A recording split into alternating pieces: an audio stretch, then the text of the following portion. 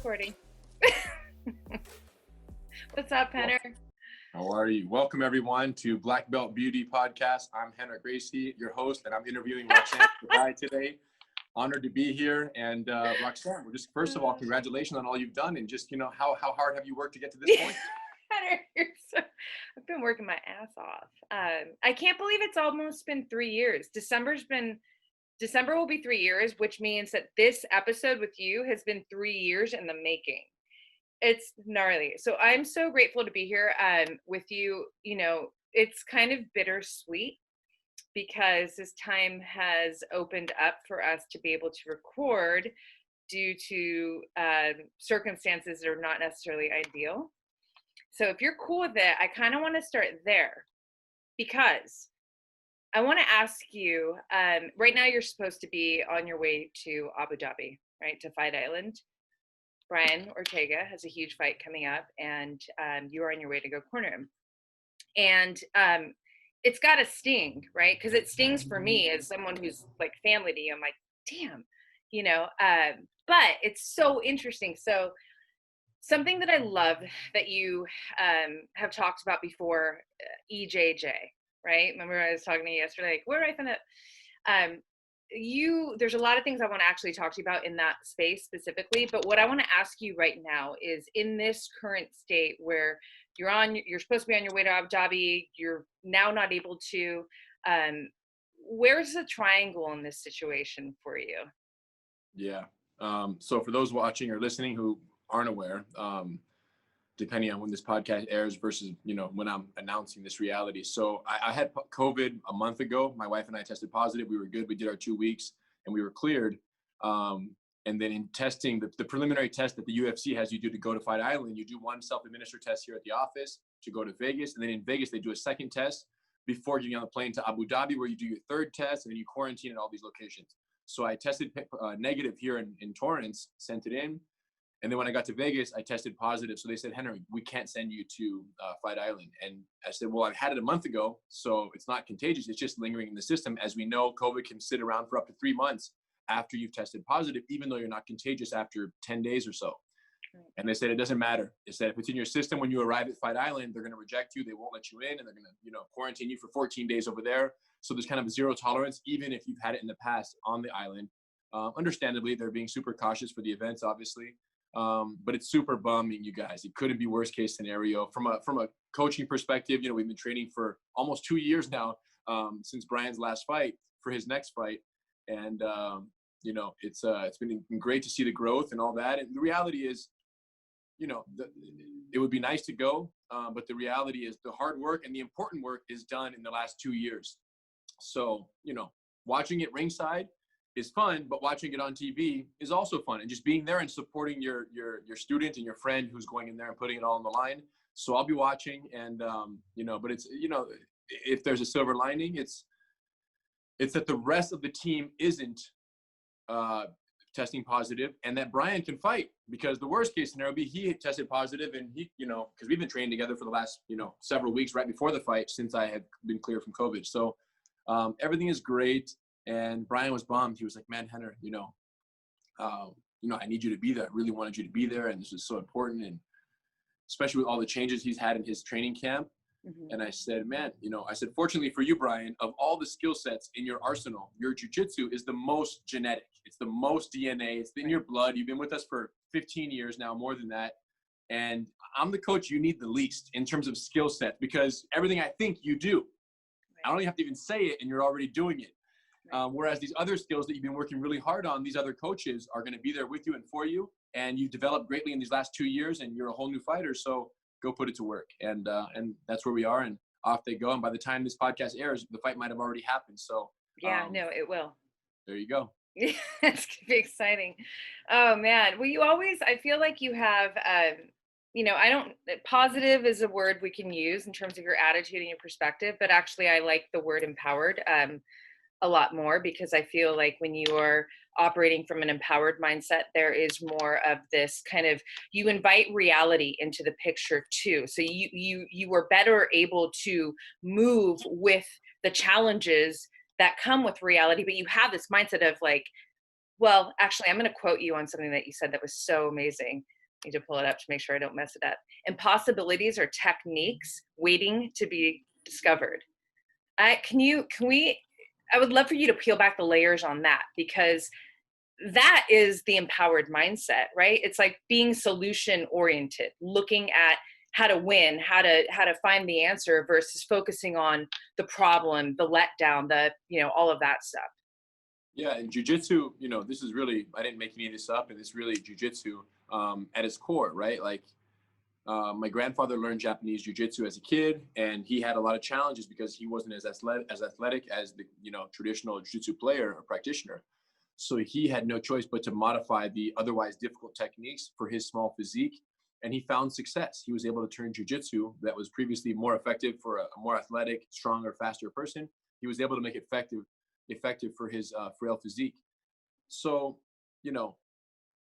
every technique, one by one, every situation, the mindsets of jiu-jitsu, all of those got adapted over years, and to the point where we now have Brazilian jiu-jitsu, Gracie jiu-jitsu being taught and practiced worldwide. And it's the martial art that gives to anyone what really every other martial art would like to give, but really can't, which is the smaller person a chance against a larger, more athletic opponent. And that promise has been upheld and really completely founded on this idea that there's a way. With alavanca, with leverage and technique, there's a way. So growing up in this family from day one, it's like, yo, how is this being done? Okay, is there a more efficient way? Is there a better way? Put me in a headlock, I find an escape. Put me in a chokehold, I'm gonna find an escape, and I'm gonna choke you on the way out. So the technique or a situation was never, oh, if that happens, yeah, we probably pack our bags and head out because that's the wrap.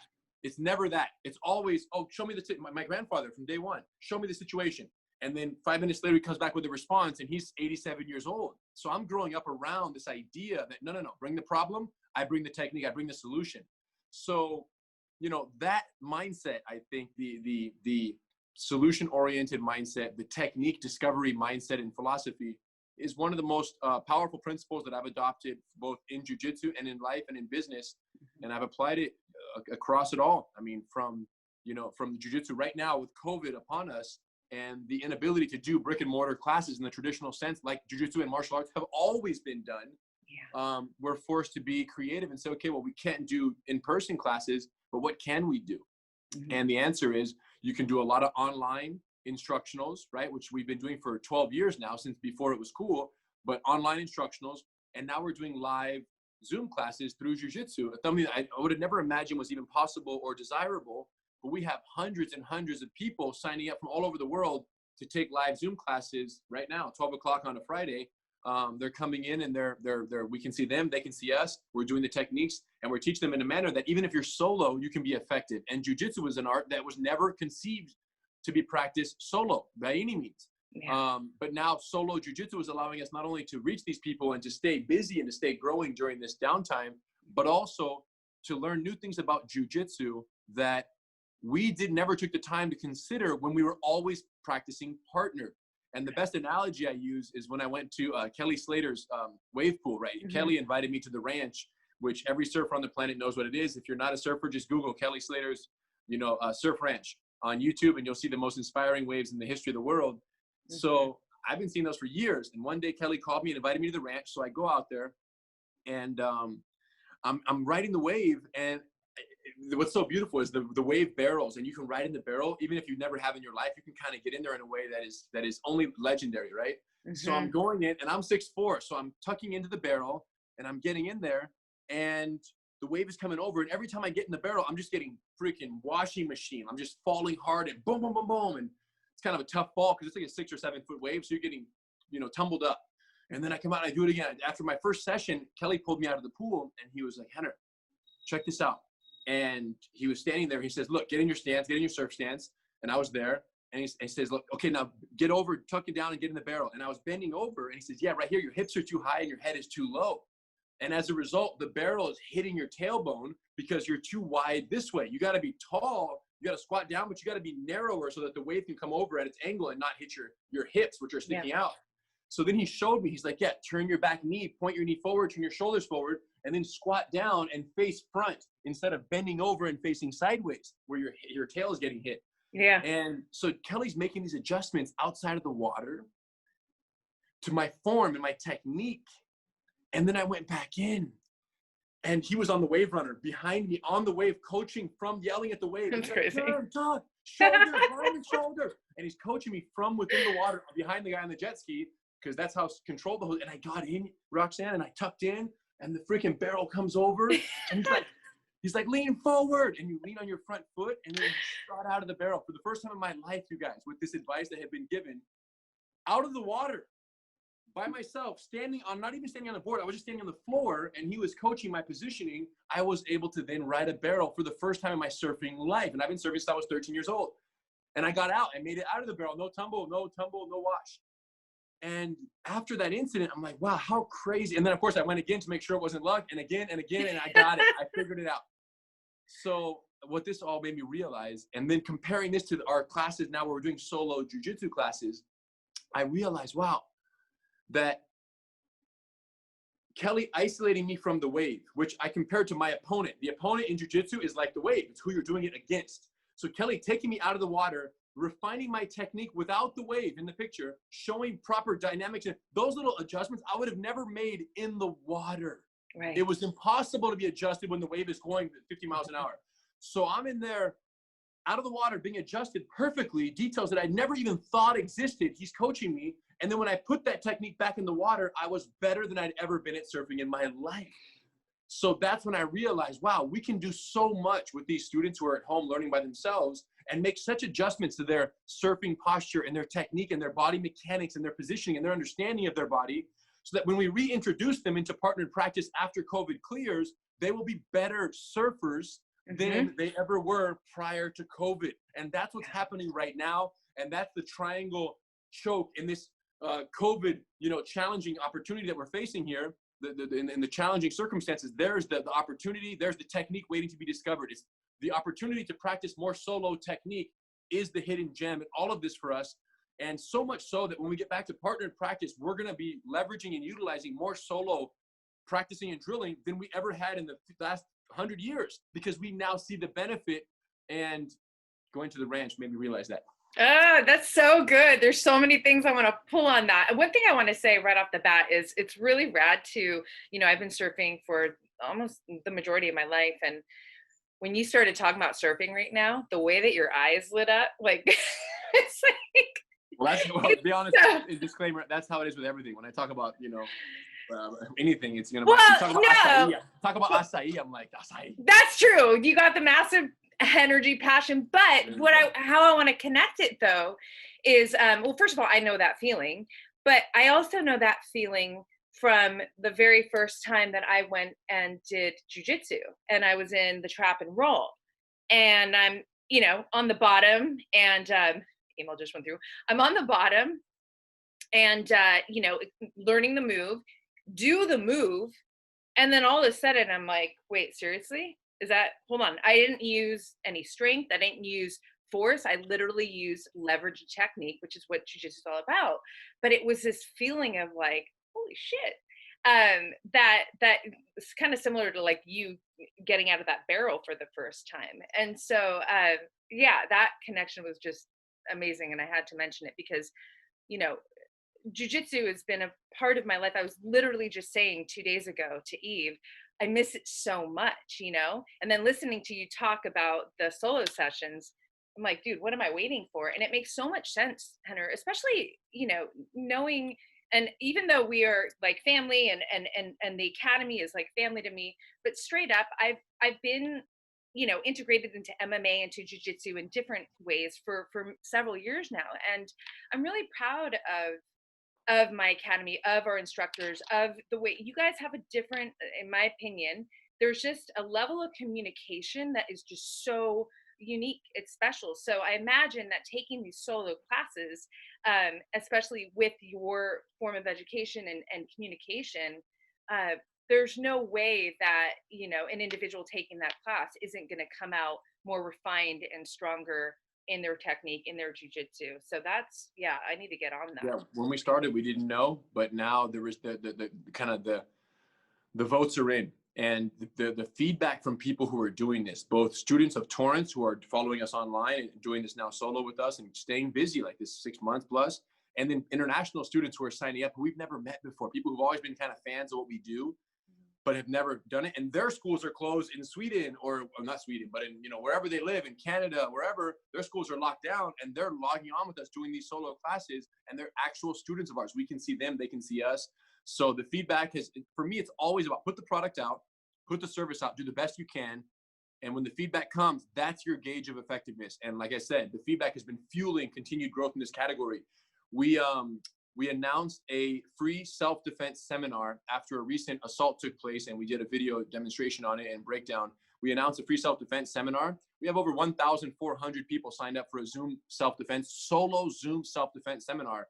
We've never had a 1,000-person seminar in person ever, but we do it on Zoom, and these people are all gonna log in. We're gonna be able to see every one of them, and they're going to be able to see us, and we're going to do jiu-jitsu. That's on November 1st. Anyone out there who's interested in trying out jiu-jitsu, because that's the other thing, Roxanne, is that we're having so many people start who have been so fearful of the conventional jiu-jitsu beginning, right? Going to a BJJ school, getting choked out on their first day, twisting and breaking a rib, and like having a bad experience, which is very common in jiu-jitsu if you don't have a good teacher, like you said.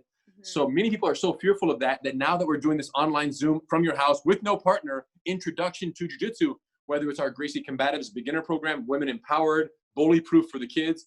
So now that we're doing these solo at-home courses, and we're allowing anyone to try it for 7 days free, people are signing up and doing jiu-jitsu. And now they're all stoked because they're doing it solo, and all they can think is, hey, when COVID clears and I can get to a certified training center, I'm going to go in there and already have an idea of what the art is about, and they're going to kind of build on it. So for many reasons, it's lowering the entry barrier for people to try jiu-jitsu in the safest possible setting ever. And we're really appreciating that opportunity and taking advantage of it and saying, hey, everybody, 7 days free, let's go. So anybody out there who's ever considered learning jiu-jitsu, which is pretty much everyone on the planet because it's taken over, go to gracieuniversity.com/Zoom, and you'll be able to just submit an email and start your 7-day free trial like tomorrow. So we got you. Yeah, I mean, I feel like everybody needs to know jiu-jitsu. It is literally, I think, surfing and jiu-jitsu are two activities that are like the best decisions I've ever made in my life, because it's not just the practice of it, like the actual kind of sport activity of it, but it's the way that it literally integrates into the rest of your life, right? Like from a mindset perspective, just the skill transfer, the principles, there's metaphors, analogies, both in surfing and in jiu-jitsu that in my personal life, I know have been so supportive. When I think about like moving through challenges, the surfing and jiu-jitsu truly have helped me and continue to help me move through challenges from again, going back to that empowered mindset. I want to go back there for a moment. So I want to actually talk about when you were 19 and you got injured. And that's basically when GracieUniversity.com was born, right? So you get injured, you're sidelined, and here you are, Rener Gracie, third generation, right? Gracie family. Like this has been your entire life, right? Yeah, worst case scenario, yeah. Yeah, and so now all of a sudden you're injured and you can't train jiu-jitsu. And rather than, going down this path of depression and like, what do I, I just truly believe you have the mind of an engineer. You have an engineering mind. You decided to, I'm going to let you take it from there. Yeah. I can take it from here. For sure. So anyways, I had an accident around, 19 years old, herniated a disc in my back. And at that point I had surgery. They said 10 months layoff, no jiu-jitsu. And like, if you can't do physical activity with your body for 10 months and you're a Gracie family member, like just to understand, that's like living death, you guys, just to be clear. Like you don't exist. If you're a Gracie and you can't do jiu-jitsu, at least in my mind, right? This is not perpetuated, but right. I was like, well, what the heck else am I good on this earth for, right? So it was a very tough time. And there was like maybe a week or so where it was really depressing and very upsetting. But then as soon as I had the surgery and I was feeling a little bit better and I got out of it, I'm like, all right, I can't spar the way I would like to and just, go in there and have fun with this. But it's time to start reflecting at 19. It's time to start reflecting on what will happen if I can't physically teach jiu-jitsu for the rest of my life. What if at 40, I can't teach anymore, or 30 or 50 or whatever. And I have all this knowledge that I've accumulated over a life of jiu-jitsu that is within me. And if at some point I'm prevented from being able to give it away and to pass it out and distribute it, what a shame that would be. I'm thinking this is constantly, what's going through my mind. So at that point, we're just at the time, like the YouTube generation was moving pretty heavily online, right? So we're talking 2002, give or take. So we're very much, early YouTube, like this idea of people streaming video and filming themselves and broadcasting themselves and social media in that video sense was becoming more and more common. So then I'm like, wow, what if my brother and I were to create, there were already jiu-jitsu instructional videos already existed. And just making more instructionals for the sake of it wasn't impressive or important to me. So me and Hedon at that point, I said, man, what if we came up with an idea of a curriculum where we film everything we've ever learned in jiu-jitsu from our teachers, we film it, but we catalog it and record it in the order that we would recommend a new student go through from white to black belt. If you were to train every day for 10 years, there is a logical sequence to the order in which you should learn jiu-jitsu versus learning technique 3 and then 12 and then 2 and then 17. Learn techniques 1 and then 2 and then 3 builds on 1 and 2. So the lessons captured, produced, and taught under the presumption that a student was going through this program linearly was completely novel, had never been done in jiu-jitsu. And now I know why, because here we are 10 years later, and it's the hardest thing I've ever done in my life to catalog jiu-jitsu in order in terms of the amount of work that it takes. But that aside, we decided we're going to go for this. We're going to film for 4 years straight. We're going to film everything we know, film every day, and we're going to catalog all of jiu-jitsu. And we're going to create a pathway so that one day when we die or can't teach anymore, anyone can start on lesson number 1 and go through in order on these lessons. And that was the ambitious dream and the goal. And we went for it. We were naive enough then to say, let's just do it. We started filming lesson 1, lesson 2, got through lesson 36, which is our beginner program, lessons 1 through 36, Gracie Combatives. That's our street self-defense just for beginners. And once we finished that, we're like, all right, that's cool. But when someone finishes this, let's go more. So we created GracieUniversity.com, a streaming video online learning center where these lessons are all cataloged. Someone can sign up and start on lesson number 1 and go through. And since the beginning, the first 3 lessons have always been free because we were sure that if someone sees lessons 1, 2, and 3, they're going to want to sign up and pay for 4, 5, 6, 7, 8 all the way and just roll with us. And that's what's happening is that, we're now here we are 12 years later. We launched the website in 2008, I think, after so many years of planning and writing and scripting and recording. We launched 2008. And now I think we're at 275,000 members in 196 countries. And these are people who log on and watch lessons and practice and go and are climbing through this curriculum linearly. And what's crazy is that we thought, wow, this is ambitious. This is exciting to catalog our lives because for our kids, for their kids, like we'll always be digitized. And we thought the only thing we can do that's better than capturing everything we've ever learned would be to create a mechanism through which people around the world who are learning this information can have their skill set verified by the source of the information.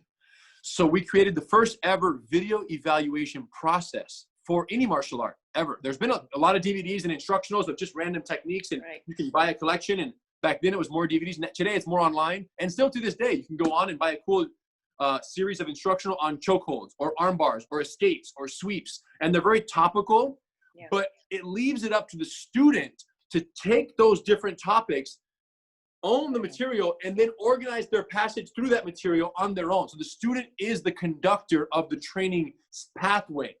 And that's the fault in all other instructionals pretty much on the planet is that they leave it up to the student. And they work great for people who are already knowledgeable in jiu-jitsu. These ideas work great. If you have some skill set, you know what you're missing, that's one thing. But we always based it on the presumption that our student, the most important student, was the one who knew nothing and wanted to embark on this journey. So we call them the lowest common denominator.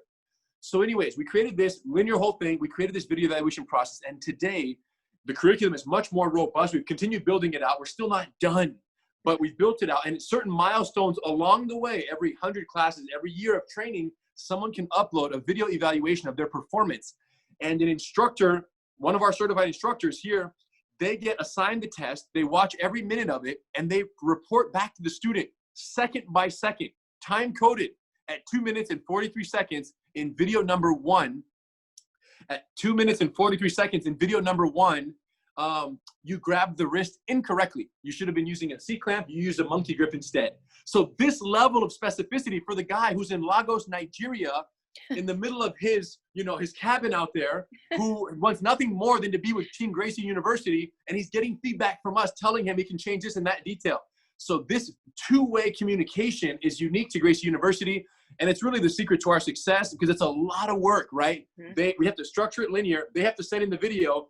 We have to send back the feedback. So, you know, it's really in a league of its own. And it's been so successful, Roxanne, that many people around the world who've only learned online through Gracie University have become so confident in their skills and so effective with our techniques that they've then taken the steps to go through the process of becoming a certified instructor, which is a whole separate course, but a course that once you learn the jiu-jitsu techniques, anyone can do this. So guys because now it's been 12 years, guys who've only ever learned online from us, then went through the instructor certification and then met the requirements to open a school in their territory. So they go from a small, unofficial Gracie garage type training environment with their best friends and neighborhood buddies. They go from that to opening a brick and mortar certified Gracie Jiu-Jitsu training center. And they open and they start serving the community. And now this guy who was previously only a very dedicated online student now has a brick and mortar business. He's feeding his family. And in many cases, these guys will grow their schools to 200, 300, 400 students. And they have to quit their regular jobs to teach jiu-jitsu, all because it started on Gracie University. So now it's crazy. This is where we are today. How does that make you feel? Like, do you ever step back and just, because, you know, you're a high performer. You know, you're always like looking at and it's jiu-jitsu, right? It's like, what's the move after the move after the move, right?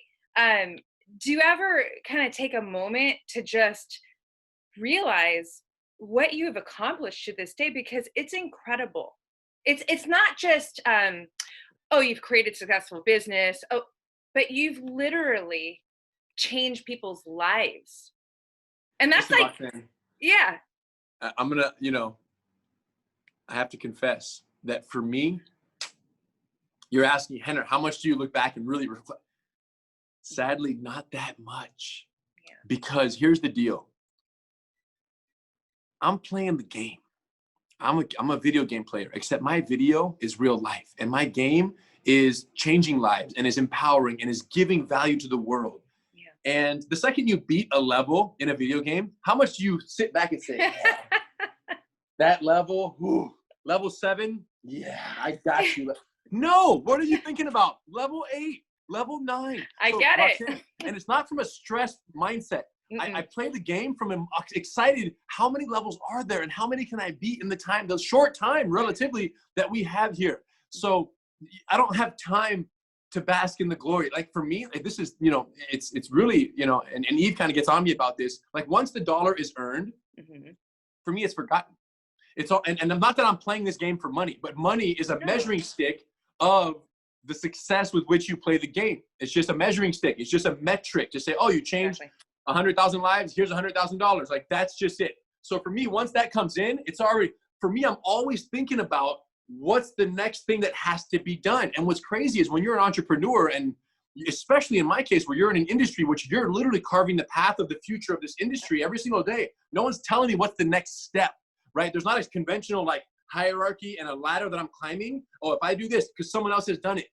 What I did, no one has done. What I plan to do, no one has done. So no one's telling me. So I'm sitting here at my desk before the Zoom call and I'm planning the solution to policing in America. It's already being scripted. That's a separate topic for a separate day. But the point is, that's always what's next for Gracie Jiu-Jitsu in America.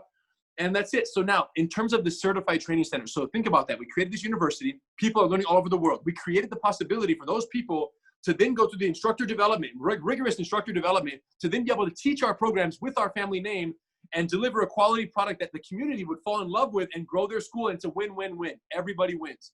So then the question, okay, what's the next level? What we started having is problems of people who would go through all the training in their garage, dedicated. Because remember, through Gracie University, you can find training partners on the database. We have 200,000+ people. You can search in your neighborhood and find 300 people who there's no school, but you guys all can train together and network with each other. And that can happen through Gracie University. So they create what's called Gracie garages, which are unofficial group gatherings in a neighborhood. There's no instructor. They all just have access to the curriculum and they're learning from and with each other and helping each other in this vibe.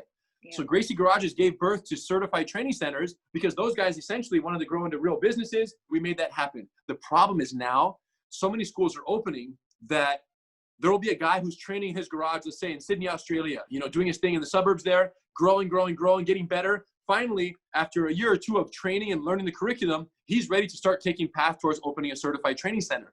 Well, unbeknownst to him, there was another guy in the same training center or in the same community working out of his garage who also has the same ambition. And we only allow one person per territory.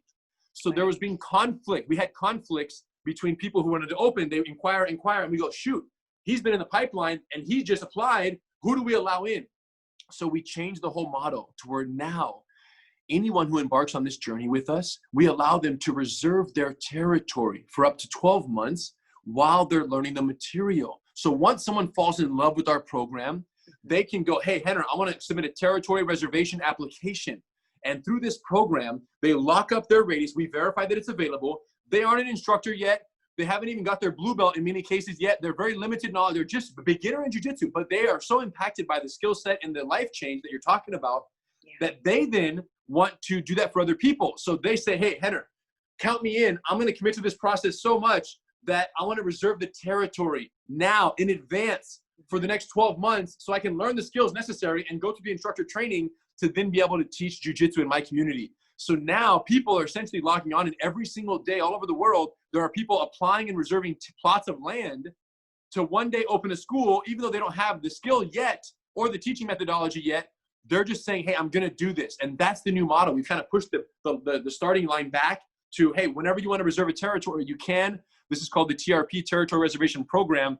And now it's taking a much stronger form. And we've never had so much interest, especially now. People are losing their jobs and finally realizing that the job that they've done for 10 years that they hate, they'd much rather do the thing that they love. Once COVID is over, there's going to be a huge demand for physical interaction that we've been so deprived of, right? So once this is done, like not partially done, but like done, we're going to come back to this new, this new era of human interaction and close contact and physical sports and things that we've been so deprived of. So and health. I mean, it's a form of health too, from mental health, connection, unity, and then also the physicality of it. Every aspect, and that's not just for jiu-jitsu. That's for all of our favorite physical activities that require close contact. So there's going to be a bounce back. It's going to be stronger than ever. So right now we have a surge of inquiries from people that want to learn how to become instructors while this downtime is happening. Use the downtime at home to learn the techniques, learn the things, reserve your territory so you can have confidence that that opportunity will be there on the other side of this. I love that you just said that word, confidence, because I want to go there with you. I want to talk about confidence and jiu-jitsu. And because listen, before I started training jiu-jitsu, I mean, my childhood upbringing, like, there was domestic violence in the house. I mean, I grew up tough, right? I got 3 amazing brothers, best friends, my sister too. But like, we grew up like prepared to like, I can handle my business. And never walking around like that. It's just this kind of inner knowing that like, if I had to, I would defend myself. Yeah, cool. Then you get to the jiu-jitsu mat and you're completely humbled, right? You realize how much you didn't know and how most likely, I would have probably put, like when you think of women empowered, the way, like if somebody was mounted on me and like trying to choke me, I would have probably done the things that you don't want to do that would put you in a worse situation. So, I'm still a 1-stripe blue belt, got to work on that. But regardless of that, actually, it's just the journey that I've been on in all the years that I've trained jiu-jitsu, what that has done for me on the level of confidence is really, really remarkable, right? So like to walk around and, I'm a woman and, small woman, walk around and to feel safe. I'm not even a black belt. I mean, I'm far from a black belt, right? But I know that I have, number 1, the mindset. Number 2, I got some weapons in my back pocket. I've got some moves. I have submissions. I know what to do from the jiu-jitsu that I've done. It has certainly affected my confidence. So much to the point where I'm one of the greatest advocates for jiu-jitsu. I'm like, everybody likes, you need to sign up. You need to feel this. So I want you to talk about that connection, because obviously I don't even know how many students, you've come across in your life at this point. And I know that you've seen incredible flips on that confidence level just from that engagement and interaction and practice of jiu-jitsu. Yeah, no, I've seen the most dramatic ones you can imagine. you know, and it's amazing how jiu-jitsu affects a survivor of sexual assault, how jiu-jitsu affects a police officer who was beat up, brutalized on their job, male or female, and has to go back to work, how jiu-jitsu affects a child who's been bullied for years and years and years and surviving the torment, comes in here and they're a complete turnaround, 180 degrees. So I've witnessed every category of the impact of jiu-jitsu's confidence uplifting character trait or characteristics. I've witnessed that, and I've been responsible because I'm the one delivering it. So I know that, you know, I'm just the messenger of the goodness, but it's cool because as the messenger, you see the impact of the delivery every single time. And, you know, is it real? It's as real as it gets. Why is it so profound for everyone? I think because if you strip everything away, right? Strip away everything on earth, all media, social media, you know, all influences of everything, all fakeness of society. If you strip it all away and we go to like primal animal existence, right? The difference between one gorilla and another gorilla is really stripped down to which gorilla can kill the other gorilla, right? Or which animal can kill the other animal. And I think that a human who knows that they are killable with relative ease by any person who's slightly bigger than them, right? Because before jiu-jitsu, you would fight for yourself. You had the tenacity, but you knew that if a man, even 20 pounds heavier than you, decided he was going to kill you, chances are not in your favor. Right. Do you understand? So on our most primal level, survival level, kill or be killed, as we call it, the smaller person gets killed 99 times out of 100. What jiu-jitsu does is it makes you the 1 out of 100 that, yo, you're 20 pounds heavier. Okay, good luck. Let's see how this goes down. Lock the doors. We'll get out when we get out. Let's go. That certainty that there is a hope, it gives a chance, a primal survival chance to the smaller, weaker person. And that's why jiu-jitsu, you know, above everything else, what the first UFC proved, what Hoist proved, what every member of the Gracie family who ever fought a larger, stronger representative of another martial art or of no art, just a street fight of any kind, what that proved is that the smaller animal can survive and prevail against a larger animal of the same species.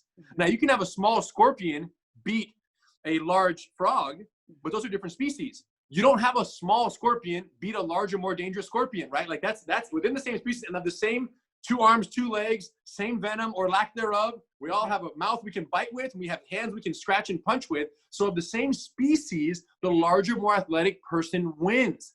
And from a technical perspective, this is why you start with someone here much more athletic, and you start with someone here who's smaller, weaker, and slower, and older, and less athletic. The reason why we lose a fight is because in a normal fight, both people go crazy. And when you go crazy, you exhaust energy and resources at a rapid rate.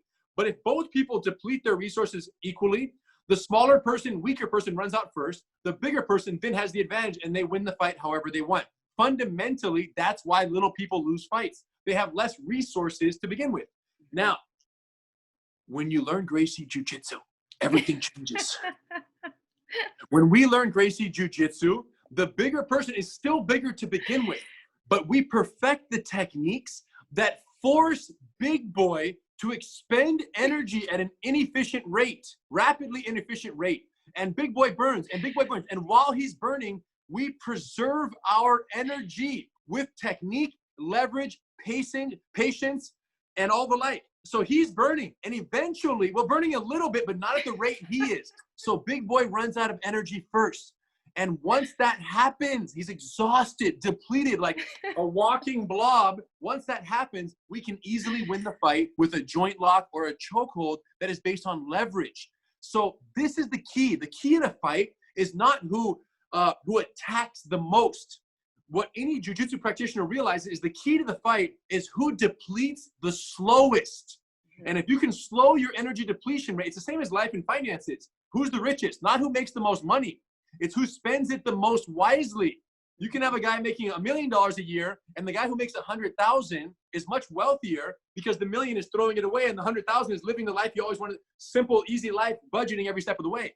So with energy in a fight is like money in real life, right? Doesn't matter how much you have. If you burn it more rapidly, your poor and the other person is wealthy. So this is what we want with technique and energy efficiency. We allow Big Boy to burn, and then we defeat him. Now, this cannot happen, Roxy. Mm-hmm. This is the normal equation. We're born with this. It's almost like our primal capabilities is this equation. Mm-hmm. We are violating, right, through human technology of technique and learning and sharing ideas and being humans. We have the choice to essentially undermine and overmine the primal, I guess, allowances that all of us are given. We have the choice to become better than just being a human, a basic human. We have a choice to become more than just a human. A scorpion doesn't have a choice to be more than a scorpion. A frog can't be more than a frog. But a human can be more than the human they were born as. And as a result, you learn the techniques, they deplete, you win the fight with adrenaline. So when you talk about confidence, once you are more of a human than the human you were born as, in a substantial primal survival capacity, the whole world looks different. The world was previously blue, now the world is green. It's just every interaction changes, every meeting, every conversation, every interaction with another human changes. Because, and even with inhuman things, even with just life challenges and problems, you go, no, that's not so bad. Because if someone catches me in a headlock who's twice my size and I know how to escape, you know, now there's a leak under the kitchen sink and I'm going to be worried and stressed out. It doesn't match. They don't match. It doesn't match. So that's where the confidence that you're talking about doesn't just reflect your interaction with other humans. The confidence you're talking about reflects your interactions with your own mind and your own self, because you are no longer the basic human that all of us are born as. That's so good. I'm like, I want to clap. I want to share something. I want to validate something I want to validate that moment right now that you just gave everybody, that wild experience, with a real life experience that I had. So I had just finished combatives. I had not started really sparring too much yet, just reflex development. And I'm on a shoot in Hawaii. And it's like a surf lifestyle shoot. And so there's like, you know, a bunch of surfers, a couple of models, and we're all at lunch at this big house in Hawaii. And the photographer is hanging out, everyone's just hanging out. And I'm talking to the girls about jujitsu, like telling them, girls, you need to get into jujitsu. And the photographer, he's about 6'5". He's a big guy. And he's listening to me talk to them. And he decides to be playfully funny, and he goes, oh yeah, come on. And he starts calling me out, and like to be like playful fight, right? And I'm like, no, seriously now. And everyone starts watching. This is like one of those TV shows. It's like, I can't believe I've never told you the story. But anyways, so I'm like, no. And I try and resist it, like, no.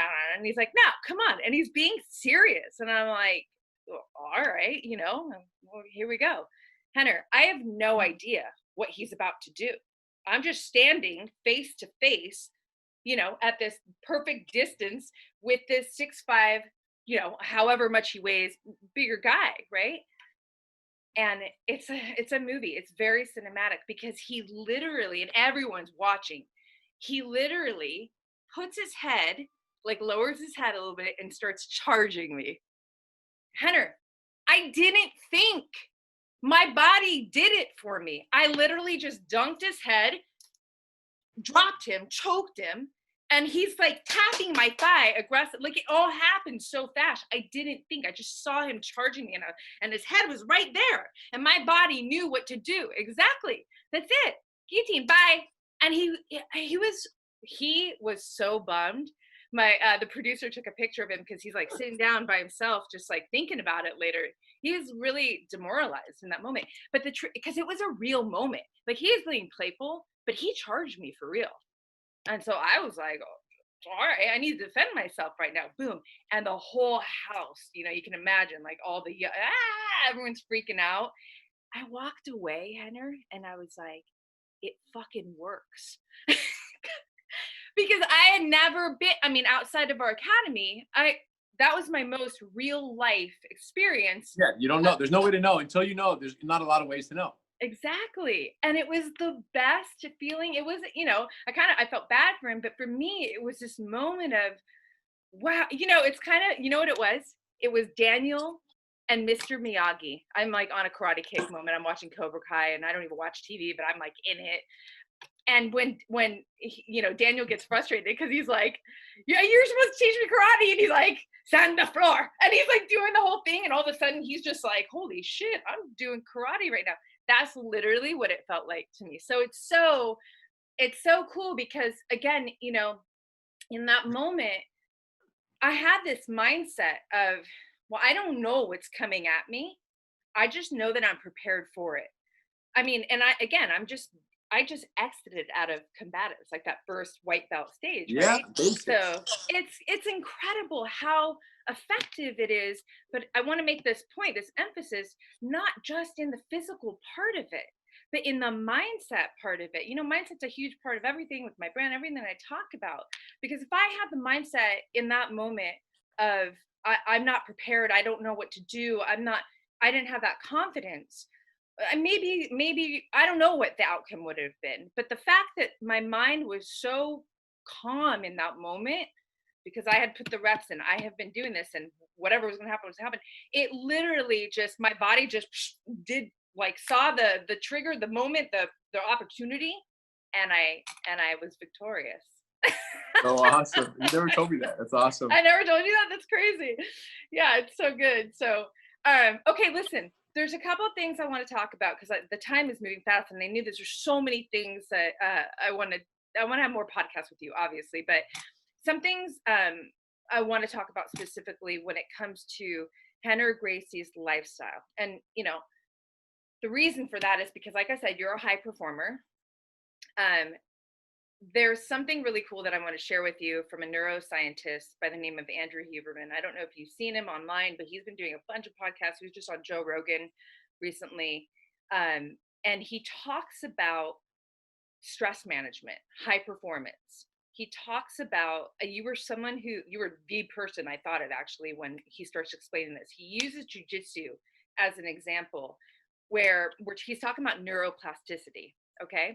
There's two parts to get more neuroplasticity in the brain. You need what's called duration, path, outcome. So he used jujitsu as the example because in jujitsu, that's exactly what you're doing. It's like you're looking for the solution. You're in a problem. You're looking for. So it's like this hyper focused moment of duration, path, outcome. The second part for that neuroplasticity, which is so important, because even if you do the jujitsu, that doesn't mean you're going to get the good benefits of neuroplasticity, is you have that moment, and then you have a deep recovery rest state. When he was explaining this, he goes, high performers know how to toggle back and forth. But you literally came into my mind because I'm like, the nap. The midday nap. And I want to talk about this, your lifestyle, the health, that, you know, that part, because I think it's important. I know that, you know, people paying attention to this podcast are all interested in how to perform at a higher level in their life, how to be more healthy. So I would love, can you give a breakdown of what your day, because you're juggling a lot, right? But I feel like you have strong recovery practices too. And if you could just kind of, you know, give a little overview of what that looks like, I would love it. It has changed over the years. But at the peak of my active jiu-jitsu teaching kind of career and participation in that, it was the case. I would come in the morning, teach from like 9 a.m. till like 1 p.m., go home, have lunch, everyday nap from like 2 to 4, come back and teach from 5 to 9. So it was a split shift of like, you know, 8 to 10 hours a day of work, always with a nap in the middle. I felt it was necessary. I loved it. And, you know, unfortunately, when kids were born and a new company was started, Quick Flip, the naps literally just got completely wiped out of the equation. So it's taken a new form.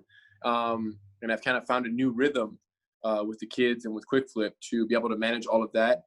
But yes, absolutely. It's, you know, the balance is always the challenge. And I feel like right now, because of the multiple companies and the challenges at home and with kids and, you know, having to give time to them and figuring this all out, I'm at a stage right now where I'm very much deliberately trying to find the rhythm for the rest of my life or at least for the foreseeable future. I haven't said that I've mastered it. I think it's always, because here's the thing, on the work side, they're so clear what needs to be done, and it's so exciting what the next step is and what the path forward is, that there's no shortage of time requirement, or there's no shortage of opportunity for excellence and for significant, globally impactful initiatives. They're just waiting right there. So it's literally, it's not a matter of, when you finish it, you walk away. It's, you just walk away, and being disciplined. For me, that's been the hardest, but also most important phase right now in my life, is having the discipline to just walk away. And when I walk away from the office, I walk away from the office, right? I used to take my computer home, and then when the kids go to sleep, I'm working at night for another 2 hours from 10 to midnight. But now I'm like, no, if I'm going to crank it the way I'm cranking it during the days, when I leave it, now depending on Zoom and classes and, COVID and everything's going on. But yeah, when I leave, my computer stays here. I go home, I'm with my wife, I'm with my kids, put them down, have dinner, go to bed early, come back here, put the kids ready for school, get them ready for school in the morning, come back to work, and then get back on cranking it. So the discipline of separating the two has been the biggest secret to my success right now, is really being disciplined, so that when I'm at work, I'm fully at work. When I'm at home, I'm fully at home. And that's something that wasn't previously the case. There was a lot of like, oh, it just intertwines and, it's all here and it's all there. But having the discipline now with so much going on has served me very well. And I've reached a place where I'm very happy with it, with the relationship between, personal and professional life. Even though there's a lot of work, it's balanced, so that it's sustainable. Because me, that's the key. It's like, what's the rhythm I can find that is marathon sustainable? And I think I found it. I'm very happy with it. Yeah, and you play with your kids, and that's a form of the relaxation. You surf, that's also a form. So it's not that you even have to be asleep, but you have to step away. I mean, this is from learning from him. It's to step away from that hyper focus, and I'm so glad you brought up quick foot. I mean, because that's a whole nother part of your life. And, so it's not even about like you being on the mat or training jujitsu or teaching jujitsu. It's about, maybe you're hyper focused on quick flip, because that's a company that has just taken off. I mean, it's incredible what you have created. And I feel like you haven't even scratched the surface, even though, I mean, you had like an Oscar winning nomination on Shark Tank. Didn't that go viral? Yeah, that's a good point, what you said about just stepping away. And it's interesting is that and I think what some people might struggle with is the mindset to assume when that step away is necessary, right? Like, the choice to go surf for a day for me is a conscious choice. And when I do that, my mindset is right. My mindset when I'm at work is, oh my gosh, the world is burning. And if I don't work, it's not going to stop burning. I have the answer to the world's fires right now in many ways, right? Especially when it comes to policing and whatever. If I don't work, it's not going to solve itself. So I'm my mental framework sitting here is one. And then my mental framework when I'm surfing is, listen, the world's going to keep spinning and I'm doing important work, but I got to put myself first. So it literally changes. I don't talk to myself about what's not going to happen by me surfing. I talk to myself by, life is what it is.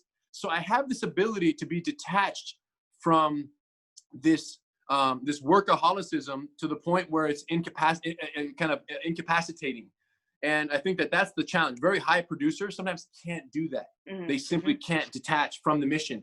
And I'm just happy that at least now I still have that ability to, go, all right, whatever. Life goes on, and here I'm going to go enjoy myself with my family and do this. And it doesn't matter what else is happening right now. This is the important part. And then not realizing, or I guess now I do know, that is what recharges me to get back in here and then to do this and to really tackle this head on. So yeah, stepping away, detaching, and changing the mental framework, fully shifting your mental framework when you are, depending on the mode that you're in, is important. Because if you keep it one all the time, if you keep it as vacation mindset all the time, when you're at work, you're pissed off you're not on vacation. And if you keep it as workaholicism all the time, when you're on vacation, all you're thinking about is what you should be doing. So I feel like, and that's how you know if you have a healthy balance, is that you can be away and be okay being away for periods of time, and be at work and know that there's nowhere else in the world that you should be than at your computer focusing on the mission that you're on.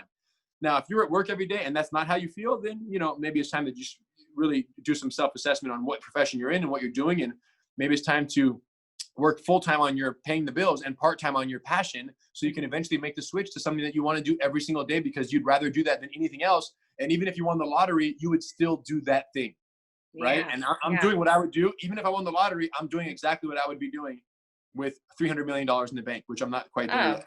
100%. And you know what's so interesting, and I don't know if many people would think about this, but I know this to be true in my own life because my work is what I call heart work. Everything that I get up and I focus on is 100% what I want to be focusing on and what I would be doing if I had 300 million in the bank as well. Right. It's harder for people like us, I believe, to put the brakes on, to step away, Right. because the passion, that energy of like the next and the next, it's like, it's so easy to just keep going, you know, Right. Yeah. because your heart is in it. So it takes Yeah, more. it is hard. Yeah, when you love your job, it's easy to vacation from your job when you don't like it. Exactly. They have Yeah. no issues. Yeah. I think it was your uncle. I'm pretty sure I heard he don't say this years ago. So correct me if I'm wrong, but I think it was Hoist that said resting is training. Did you ever hear Yeah. that? Yeah. No, it is, and it's a huge part of it. And So powerful. I couldn't agree more. It's so good. Even if you love what you're doing, right? Almost especially because then you can come back and be more dedicated and focused, right? Yes, I agree. Even more so. Okay. There's a couple things that I ask all my guests when we wrap out. I want to ask you, is there anything that we have not addressed yet, that maybe even things that you wish people would ask you more on, or whatever that looks like, that you want to live in this awesome conversation? I think people deserve to know what all the hype of quick flip is about. Okay. Can you elaborate? So for all of Roxy's fans who don't watch Shark Tank, we were on Shark Tank and we won. Basically what happened is on a Tuesday morning, I was at the park and I dropped my hoodie on the floor and I didn't like that very much. And then I was going to tie it around my waist. And then I decided that was not acceptable. I wanted to be a cool dad. So I was going to have no other way. I went home and, 30 minutes, I had my first prototype. And then 6 months later, we launched a company. And a year after that, we appeared on Shark Tank. And today it's the best hoodie on the planet. So check this out. So you hold the hoodie upside down, because otherwise, how do you carry a hoodie that you're not wearing, right? You tie it around or you throw it over your shoulder. Check this out. You hold it upside down. Look, the hoodie goes, you invert the hoodie in on itself. You turn it over, you drop it down, and then your hoodie turns into a functioning. It's so good. So this goes on, boom. And you can even tighten the strap. Look at these little clips right here. Tighten it up. So now you can tighten these little straps and you can wear this backpack, which is functional. And you can actually put things inside the backpack. And now this has been so successful as a company. We're just selling blank quick flips that we have so many customers now that are ordering bulk and putting their logos on it, including Alavanca or other jiu-jitsu brands. We've done Google, Intel, Universal Studios started doing them for the park. So now we have them in Universal Studios. We're working on something with Disneyland. So the point is, quick flip is the new way. Why would you ever get a hoodie? Look at this. So inside the backpack, you can put your wallet, keys, cell phone. You have space for another jacket or water bottle in the larger compartment. And when you're done, you simply reach in with one hand, grab it, pull it, and the entire hoodie is back to normal, and is gone is your backpack. And all we did on the inside, people want to know, where's the backpack? Look inside. So on the outside, you see nothing. On the inside, you have this hidden upside down pouch with this opening, and inside the opening, there's your straps. So you simply reach in the pouch, one pull, gone is your hoodie, and out comes your favorite backpack, and you tuck it inside, and a little shakedown. So anyways, that was so successful that people were like, yo, Rener, that's awesome. But we live in Costa Rica, Brazil, Hawaii. We need a waterproof one. So now we have our waterproof black and camo, different ones, different colors. In goes your waterproof jacket. After the rain stops, what do you do with your rain jacket when it's not raining anymore? You throw it in the trash because it's useless. Now you turn it into your waterproof backpack. Look at this. Waterproof rain jacket turns into your waterproof. We call this the dry flip jacket. So rain jacket when you need it, backpack when you don't. Imagine going to Disneyland and throughout the day it rains, no rain, hot, cold, hot, cold. Now you can just wear this. You have a backpack to put your water bottle in, or your kid's jacket. So I go to the park with a backpack and my son's jackets are inside my backpack. So all I have is a backpack and a great sunny time at the park until it gets cold later in the day. And then we pull out their two jackets, take mine out, and I don't have to carry around that empty just in case backpack that men always carry just in case they need a backpack. Your hoodie is your backpack. Your backpack is your hoodie. Quick flip, we got your back. You're so... Okay, hold on. I'm going to take a moment here on this amazing, you're incredible. I just want to say this. I am so proud of you. This is incredible. I mean, I know, like I've been dialed into this obviously we're tight, but like, I just want to take a moment to say, because you're not the person who's going to stop and go, look what I've created. But it's incredible. And you know what's so rad about all of it? All of it offers support in some capacity to the individual, whether it's the jujitsu, the, you know, flip. It's like you're finding solutions to make life better in some way, several ways, shape, or form. So I just want to say I'm seriously proud of you, Henner. And it's, yeah, and it's so cool because I'm like, what else are you going to create? Like, what else is coming don't from? Even talk about that. I have time to do anything else. I listen with what I plan. Thank you for, first of all, for the support. And you've always been very supportive, and it has been crazy. Quick flip has been crazy. Let me just tell you, because like jiu-jitsu, the realistic population, max population absorption rate is like 1% of the human population will ever do jiu-jitsu, just because 99% of people are, you know, whatever, you know. And right now we're not even near that, right? We're like at 0.001% of the population. So we have, you know, 1,000% to go and still not hit our mark. Quick flip, every person on the planet has tied their sweatshirt, regretfully, around their waist or neck. And every person on the planet has suffered from the loss of a loved sweatshirt, as a result of tying it around their waist too loosely. And when they sat on the bench and got up, the jacket stay and they go. And then you get home and say, where the heck is my jacket? Oh, I took it off. When I go to the park with my son, all I see is dead sweatshirts of kids who just threw them on the floor. Yeah. So the point is, the number of hoodies that have lost their lives because they were not efficiently convertible into something more cool and wearable and functional is just staggering. So with Quick Flip, every person on the planet is a potential customer. Now, the impact in their life is not the same as jiu-jitsu. I'm not making you a better primal human surviving capability machine.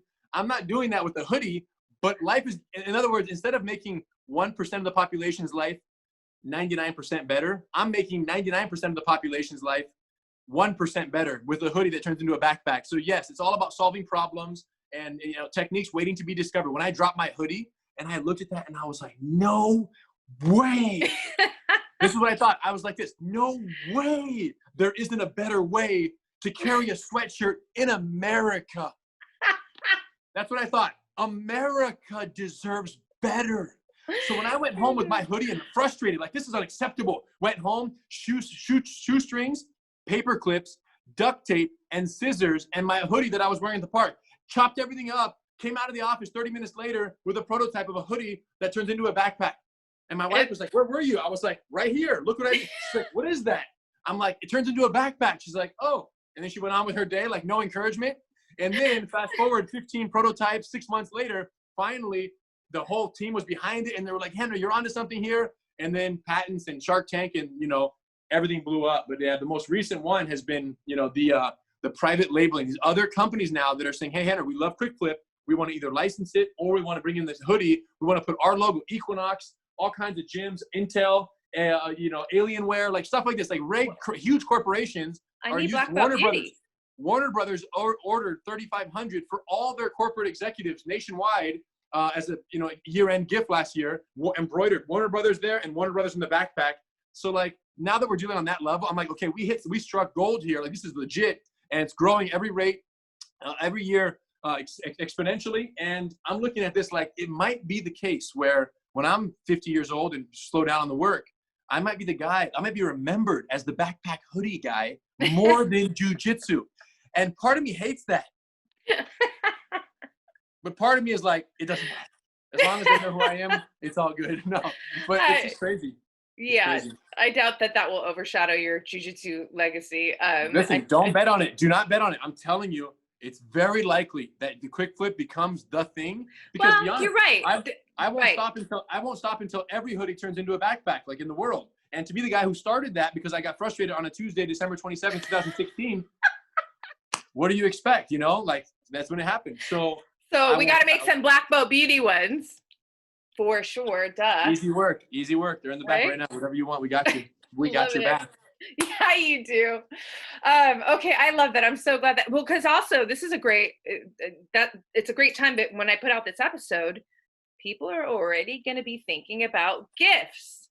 No. There's no more conventional gifts, you guys. Those days are over. Listen, Because what you don't want to be is the gift that someone takes and goes, yeah, cool. They use it twice and they put it down and they never use it again. The only thing that matters in gift giving is not the price of the gift.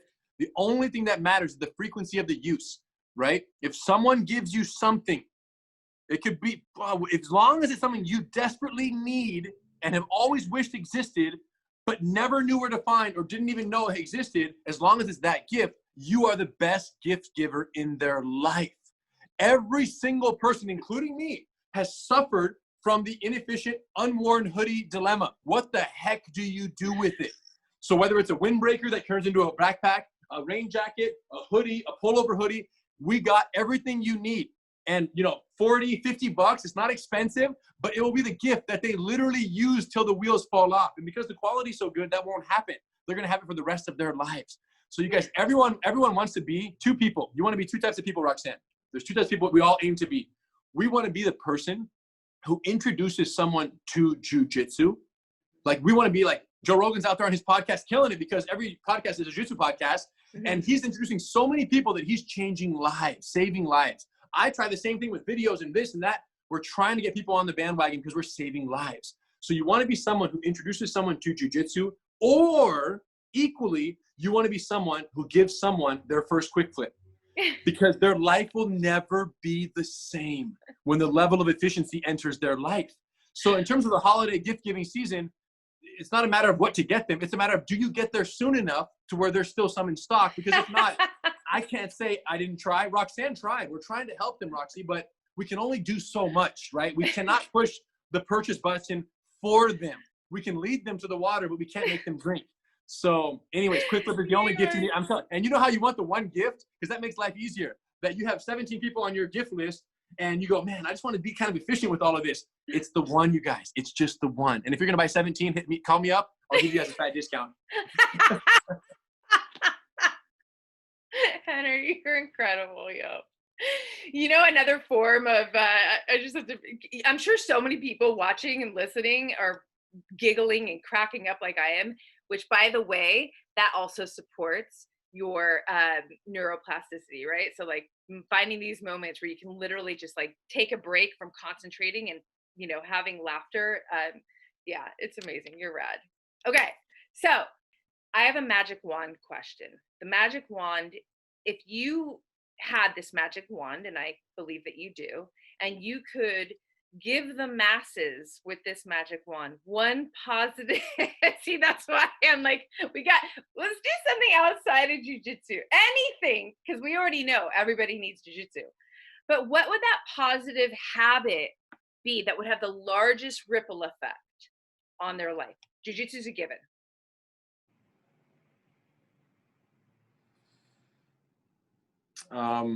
What's a positive habit? Assuming everyone already knows jiu-jitsu. Yes. Well, shoot. Just in terms of human relations, seek to understand before seeking to be understood. Love it. I love that. You want to elaborate? No. That's the first time. I think I just did. That was the first time. You're always elaborating. And that's it. You don't need to elaborate what needs not be elaborated. You're right. You're right. You're so right. No, that's a really good one. That's a home run. So, okay. So the final part of my amazing conversation is with you is I do these rapid fire words. I give them to you rapidly. You do not have to be rapid in your response. You can elaborate. I would love for you to elaborate. But basically, how these words trigger you, like top of mind, top of heart. What do they make you feel? What do they make you think, etc.? Are you ready? I'm ready. Okay. First word is love. Honesty. Next word is fear. Essential. I can elaborate. I'm not going to pay one for one. Let's just break the rhythm. Essential because without it, you make terrible mistakes. And with fear, you can strategize and you can conquer it. It's conquerable, but it needs to be respected. And without fear, you're doomed. But channeling and managing it correctly, anything is possible. I love it. And I agree. Next word is curiosity. You're like my middle name. Yeah, no, curiosity. When you say curiosity, to me, it's the importance of not fearing curiosity, right? Because so much of my success up until this point has been because I allowed myself to be curious about something that didn't exist yet. Not just curious about what's in this bottle, but really curious about what if we went this way? And that curiosity mixed with the courage that jiu-jitsu provides is what got us to where we are today. So don't fear curiosity. And curiosity did not kill the cat. Go for it, believe in it, and at least you can say you try. Better to try and fail than to not try at all. I love it. Next word is challenge. Yeah, all good things are on the other side of it. So you kind of have to not just accept the challenge, but pursue the challenge. Because until you reach the challenge, there's no glory. There's no glory on the other side of the easy work. Whether it's a challenge in time and energy, whether it's something you fear that you need to overcome, whether it's the fear of other people's opinions and the challenge of facing adversity in people's opinions, especially today with social media. If you don't face the challenge, there will be no glory. And the top of the mountains are reserved for the people who knew there were challenges, who were scared of the challenges, but faced them nonetheless, and and overcame. You literally that's the philosophy behind Seek the Fight. There you go. I love it. Thank you. In Henner's words. Okay, just a couple more. Next word is courage. Did we say courage already? No, we said fear, challenge, curiosity. Yeah, listen, there is no, yeah, I mean, to know the challenge exists and to contemplate overcoming it is not going to happen without the courage. But courage can be developed. That's the important thing, is that to recognize that courage is not something you're born with. Courage is something you're developed through your life, and who you are and your life circumstances create the courage or lack thereof. And engaging in something like jiu-jitsu, where you're constantly overcoming challenges, you're constantly building confidence, you're constantly learning how to solve otherwise impossible, kinesthetic dilemmas. You can train that. And if you feel absent of courage, know that you don't have to live the rest of your life like that. So for those with it, carry on. For those without it, go find it. So good. 2 more. Resilience.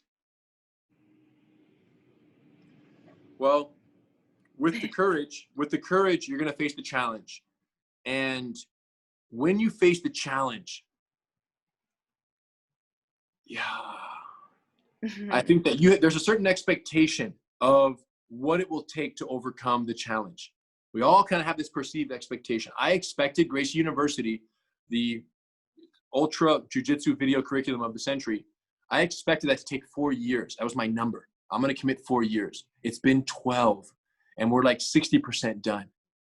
Yeah. So resiliency, I had the courage and I faced the challenge, and I had an expectation. The resiliency is why I'm still going. So allowing yourself to change course and to stay on the path, even when things don't go your way, that's resiliency. But you got to be careful, because assuming the mindset of just never give up. Yeah, like, when you learn it as a kid and your mom says, hey, never give up, Johnny. And you say, okay, thanks, Mom. You got to be careful, because never giving up can be a liability or an asset. And in that sense, resiliency can be a liability or an asset.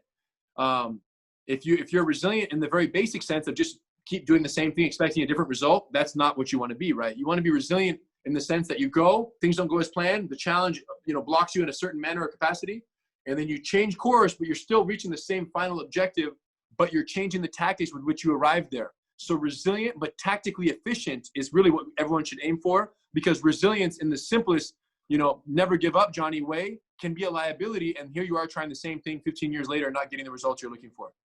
Awesome. That was so good. Thank you for that. That's a gift for people to take in. The final word, excellence. I think for me,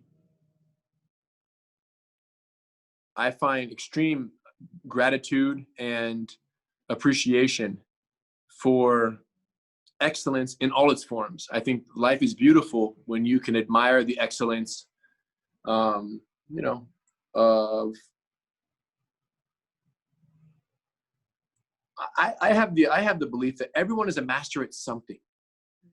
A man who is unfaithful and has, you know, terrible relationship history, he's a master at ruining relationships. And if I'm sitting next to him at the bus stop, my question to him is, hey, bro, when do you know a relationship that you're in? When do you know it's officially over? There's no coming back. What's your marker? So you want to be excellent at finding excellence in everyone and in everything around you. And when you appreciate life and when everything is beautiful in that sense, both, you know, human and other physical, you know, the world around us, life is much better because, and that has to do with curiosity as well. The curiosity to care about the excellence at every level of existence. And once you have that approach, your ego is checked because you go, all right, cool. I'm excellent at, you know, developing online curriculums and turning hoodies into backpacks.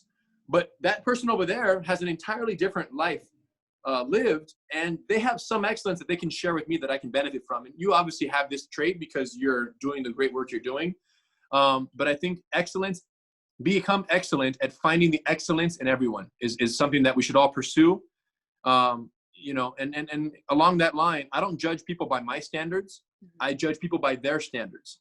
And I think that makes it very possible. So even someone who the society might deem bad or neglected or, you know, any kind of person, criminal or otherwise, I go, all right, well, you know, we can place them in a box, but the question is, what can we learn from that person to do or not to do, right? Find a guy who's been broke his whole life, bring him to a business conference and have him share all the mistakes he made.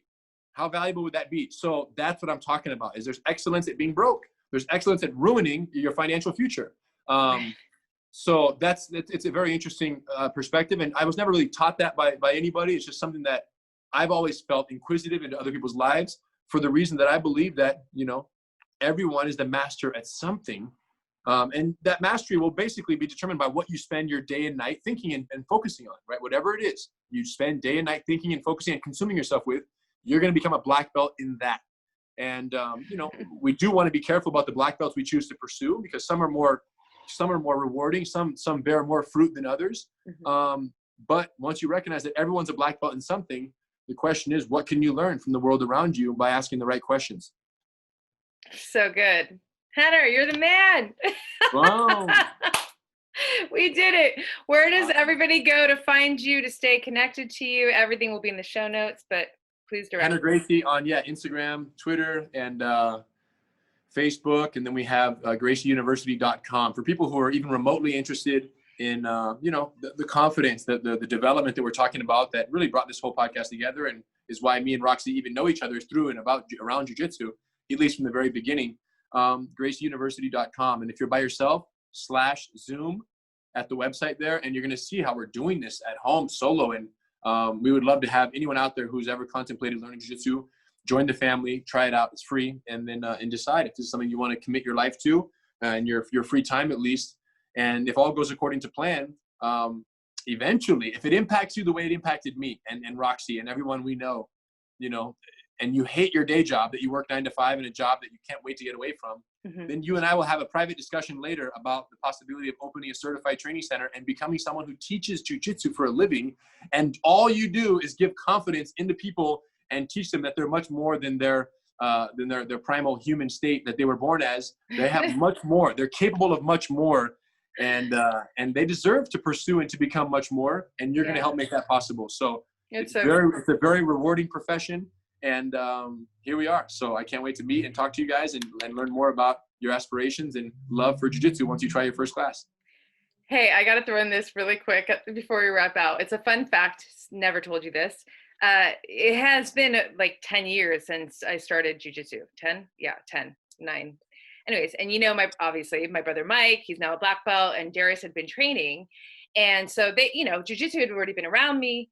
But I literally have a visual memory of this moment where I just decided, I was like, you know what? I'm going to start training jiu-jitsu. Like, I'm just going to start going.